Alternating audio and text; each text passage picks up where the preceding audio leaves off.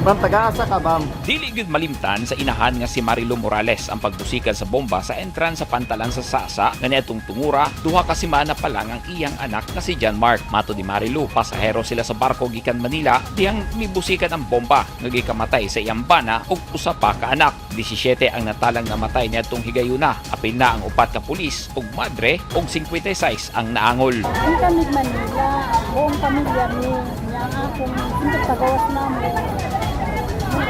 Nasabi ko ang kuha niya tapos ang aking banaw na ako sa anak, namatay niya kanal siya, tuwid. Lagput niya ako may nagkakubos. Wala na ako naukuha na ako, natumba naman ko. Natamahan mo ko sa ulo. 21 na sab katuig karon si John Mark ug dako ang pasalamat sa lokal nga gobyerno sa Davao kay wala gyud sila pasagdi ug nagpadayon ang gihatag nga tabang ngadto kanila hilabi na sa pag-eskwela. Buot niyang mahimong miyembro sa BFP o pulis. May story nga matay akong ikonto sa terorista, sa mga bomba-bomba. Para lang po mga atong community.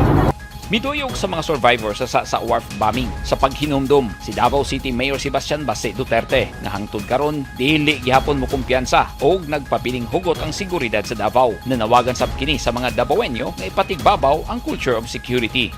Importante kayo ang magtinabang ita kay kuan ba sundon ninyo kung unsa kadaghan ang tao dire kaya ang daytime population maabot og 2 million pila ra man ka sundalo pila ra tong pulis mana mo bitaw na natay culture of security nga campaign nga naa sa to mga public schools po karon aron makat-on ang mga tao nga magbinantayay gyud ta ug datoy dili ta magkumpiyansa ba kaya nga to ang mga lugar situated kung asa na ay mga conflicts na bitaw nga or na history of terrorism. Gipanghatagan og food packs ang mga pamilya sa mga survivor atol sa gihimong programa sa lugar mismo kung asa mibusikan ang bomba. Aduna sa gihatag nga cash alang kanila.